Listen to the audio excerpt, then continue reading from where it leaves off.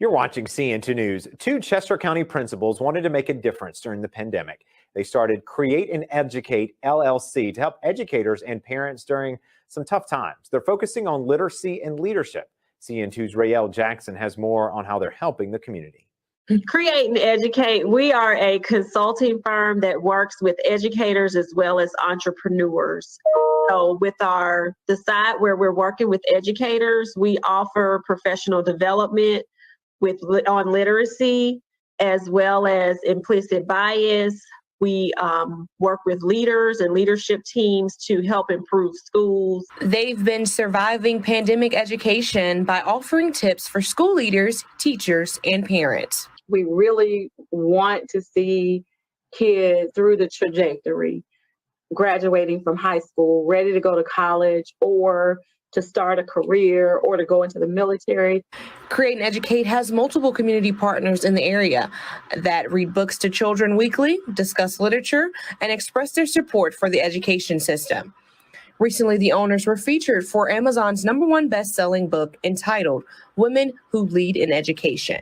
And so we are super, super excited because we're amongst a family of women leaders who are absolutely extraordinary. So it's an honor to have been asked to participate.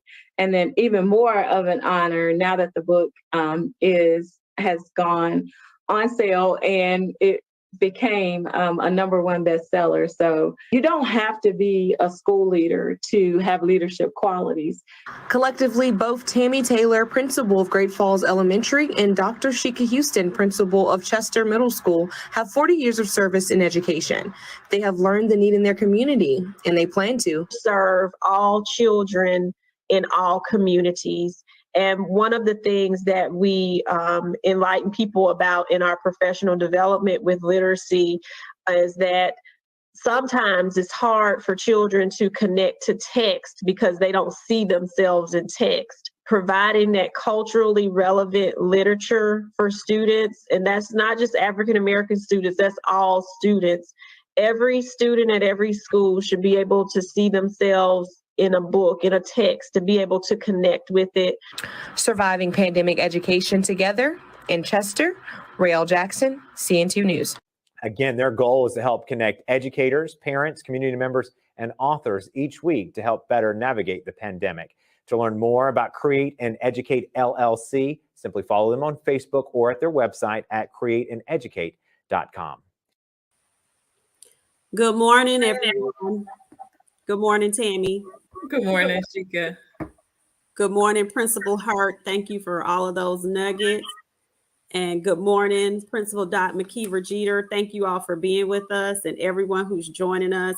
Welcome to the R.E.A.L Academy. I'm Dr. Sheka Houston, and of course, my partner in leadership here, soon to be Dr. Tammy Taylor. We're going to speak it into existence every week. We are your problem-solving leaders, bringing you information from our R.E.A.L framework that we developed. These are the things and the strategies that we're talking about, are things that helped us improve our schools' 2 and 3 report card grade levels in 1 year. So we definitely like to bring you practical solutions, things that you can use now. And for this week and this month, we're focusing on literacy, because literacy is something that has really been a problem area for a lot of schools and a lot of students.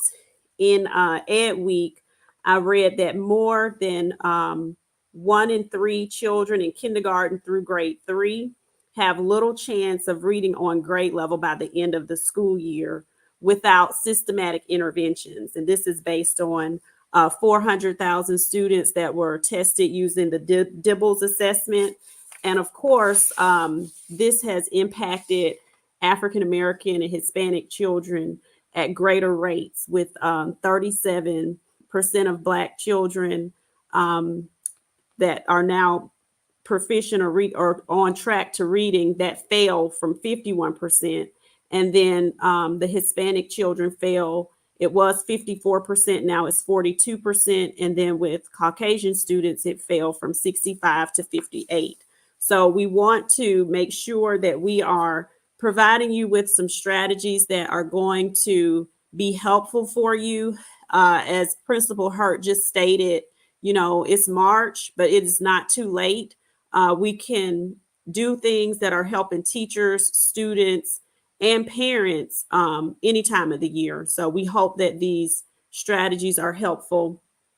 Tammy is having some technical difficulties, but she's getting logged back on. So good morning to everyone. I'm going to try to go through and highlight everyone. Good morning, Principal Kafele. Thank you for joining us. Josh, thank you for joining us. Thank you all for being with us. So hopefully she's going to jump back in here. And we touched a little bit last week on print awareness, and we're going to continue with that. And just to make our few announcements that we do at the beginning, we bring you this broadcast every week, every Saturday, right after Principal Hurt. We're part of the Fantastic Four, as Josh calls us, at 10:30 on Saturdays. And the first Tuesday of every month, we bring you the collaborative, where we bring together educators, leaders, parents, and community members to solve problems in education. As Josh always says, we are stronger together. And we'll also be collaborating with BK International, that focuses on grants, to bring you a author's highlight series, because we are very passionate about literacy and bringing you culturally relevant literature and literacy. We want to make sure that we're highlighting authors. There she is. And April is National Poetry Month. So we're going to be bringing you some great authors of poetry that you can be able to use their books and different things that they have to offer in your classroom. You got it, Tammy? Perhaps. When I say anything and jinx it, and then you disappear again. Yeah, well, this is a new computer. The other one just completely zonked out, and I thought, how did that happen? We've been on there for how long this morning? About an hour. No issues, nothing. So thank the Lord for Brittany and backup. Thank you. Good morning, everybody. So sorry. And I just told them about what we're doing in April. So we are going to start with a quick health and wellness tip. Respect is on the door of our framework, because we feel like that is definitely the key to get to any other part of the framework. This is the door that includes your SEL, your self-care, and health and wellness definitely falls under that. So just a quick tip. Josh and I have started our 10,000 Steps Club. Speaking of, Miss Reed is here. She's been getting her steps in every day when we're posting and highlighting and trying to encourage people. So just encouraging everyone to stay healthy, get your water in. I'm a coffee drinker. So if I don't have my coffee at the beginning of the day, things don't go well for me. So there is a weight loss coffee that I'm going to put a link to if you're interested in, but it speeds up your metabolism. It triggers your body to burn fat quicker. It doesn't have calories, carbohydrates, or fat, and it helps with your cravings. So just a quick health and wellness tip, and join us, Josh and I, and anyone else on the 10,000 Steps Clubs. If you're making sure that you're taking care of yourself, you're able to take care of other people. So we're going to get started with print awareness, because we don't want to run out of time like we do every week. So let me get this pulled up quickly. So print awareness, and we talked a little bit, Tammy, last week about where's a good place to start.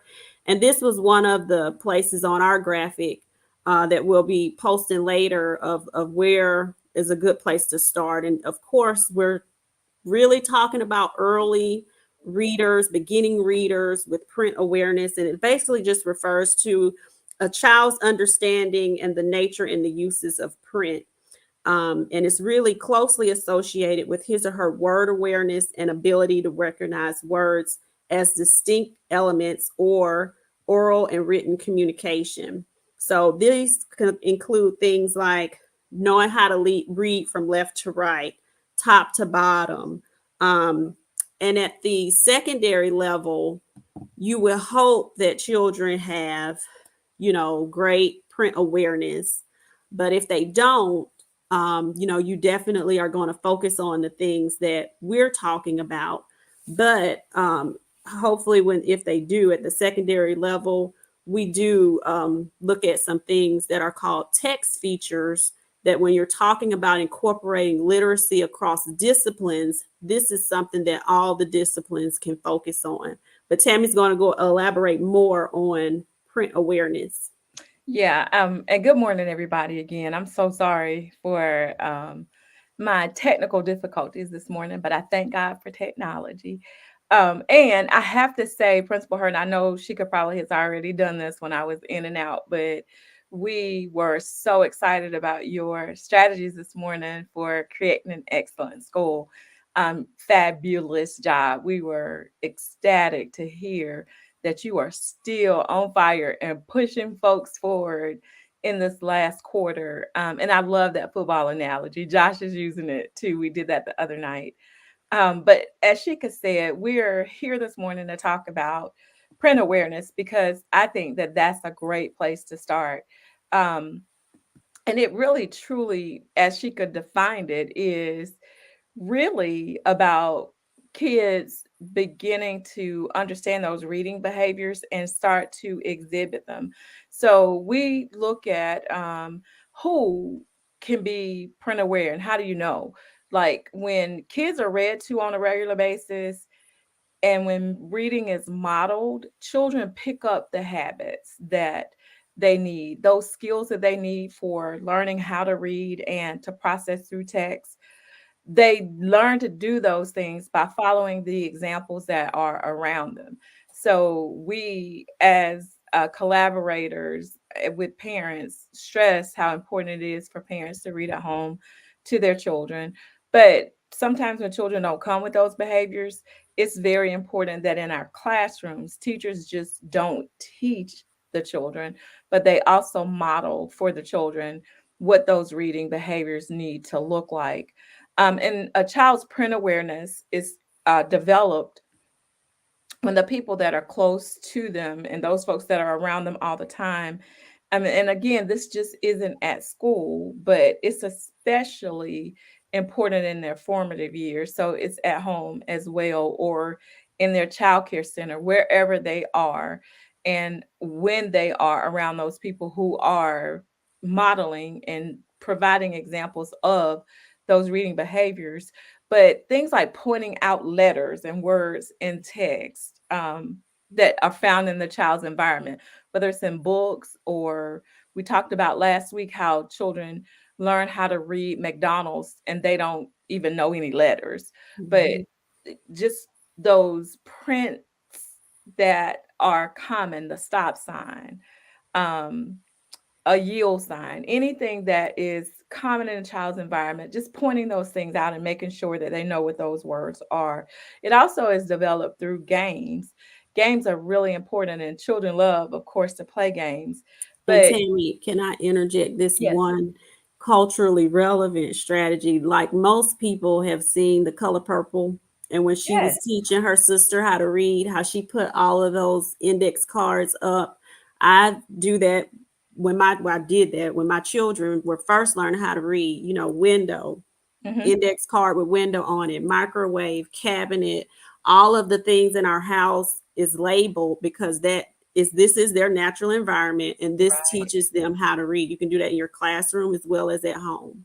Yes, and it is definitely something that's expected in a very early grade classroom, like in the pre-K classrooms or a 3-year-old class.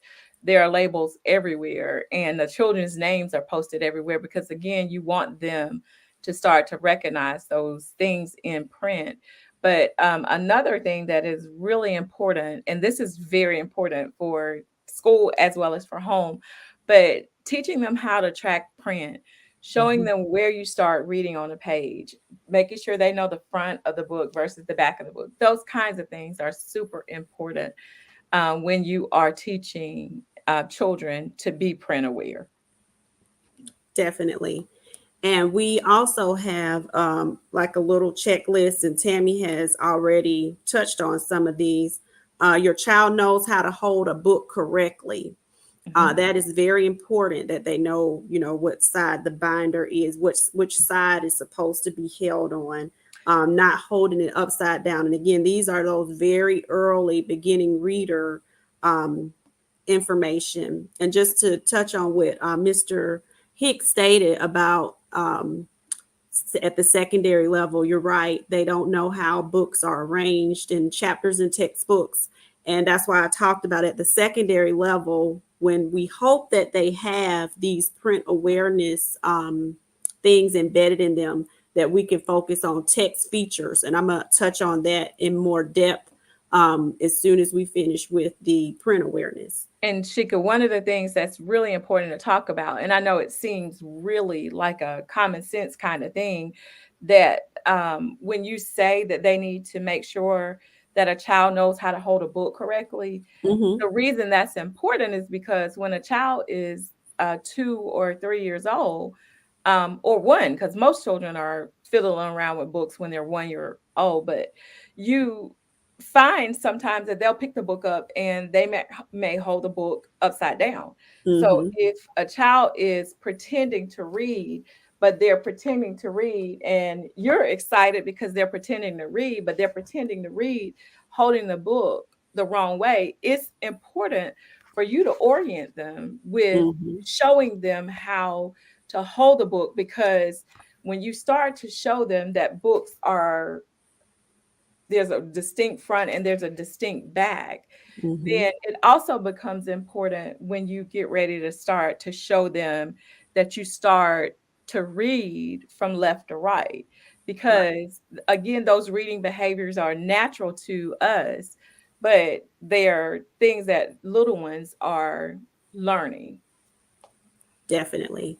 And I talked at the beginning about how basically this is also associated with them learning that this too is associated with words and word recognition. So when another checklist is that your child pretends to write by scribbling or writing marks on paper, and some people kind of like take that for granted, like, oh, they just scribbling, it's nothing. But those are the beginning stages of, again, this becoming aware of print, that they're recognizing, oh, I see things. They don't know how to write them yet, but they're working through how to process that. They're understanding that words are used to communicate. So we have to teach them how to write, form letters, and recognize letters, but that scribbling process is a part of that learning and understanding that.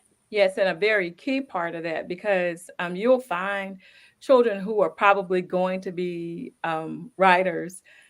You'll find notebooks. Abby has books with pages and pages of her writing, and she's Mm-hmm. written and done her schoolwork and her homework or whatever she's done. And it's, I mean, pages and pages. Like, my children in school don't write that much, because you find kids modeling the behaviors that they see. And like Mm-hmm. yesterday, this is perfect timing, but yesterday Abby gave Brittany a list. She had written a list on her piece of Kleenex to let her know about a baby doll, 2 baby dolls that she wanted ordered. So you have to understand that children are watching what you do. And because we're list makers, children Mm-hmm. begin to figure out that those scribbles stand for some kind of symbol that means something. She read it to her Right. and told her what she had written. But those are very important beginnings of children being print aware, and having that concept of print representing something so that they can manipulate it. Exactly. And for those of you that don't know, Abby is Tammy's niece. How Yes. old is Abby, Tammy? Abby is 3, and Brittany is her mother, who is going to take that list and get her those baby dolls. We're going to make sure of that. That's what's really important, that they learn how to write out those Christmas lists too. Yeah. But the next thing is that your child points to text and asks what it says, that they are becoming curious about the meanings of letters and words and things that they're seeing around them. And, this is the time, parents sometimes, and me, myself included, I always, criticize myself first. We got to put down some of the other things that we're doing, like cell phones, and how we're always attached to our email and we're doing work all the time. Because when children are curious about things, these are your opportunities to say, use your teachable moments. We don't just have teachable moments in the classroom, they happen at home as well. Love the comment, Michelle. I'm telling you, we live that life of, no, I need a new notebook because this one has too much in it and I'm not writing on the back of the paper. So we are so feeling that pain. And Shika, I love it because you're so right. We do have to separate ourselves from those things that distract us.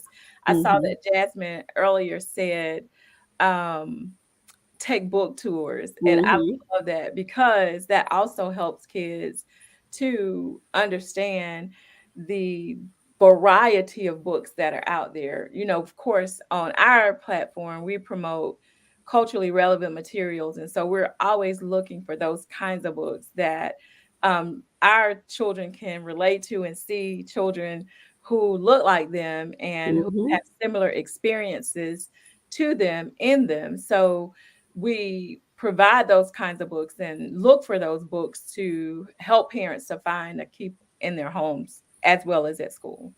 Definitely. And the last thing on our checklist, because we're going to end on time today, your Yeah. child picks up a familiar book and reads it aloud.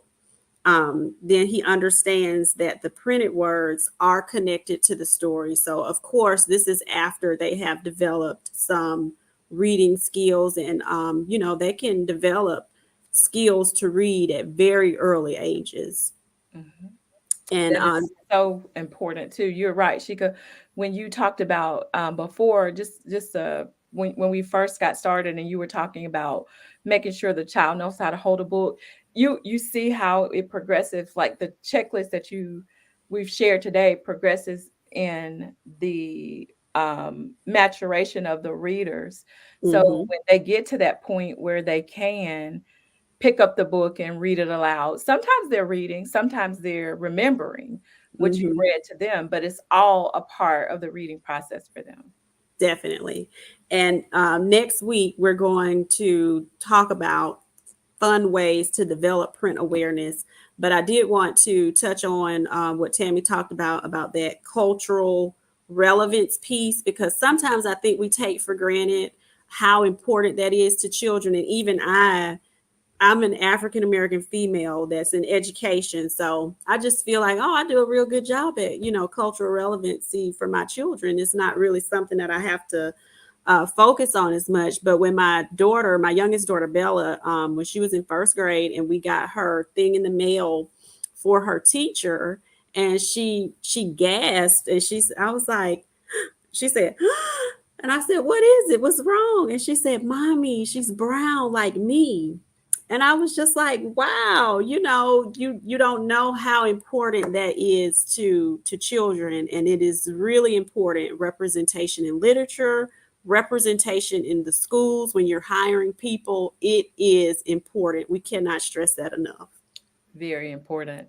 And thank you guys so much for your comments. We want to make sure that you take this back and share this. If you're a teacher, make sure that those reading strategies are happening in the class every day. Children get the opportunity to read and write, because the more you read and write, the better readers and writers you become.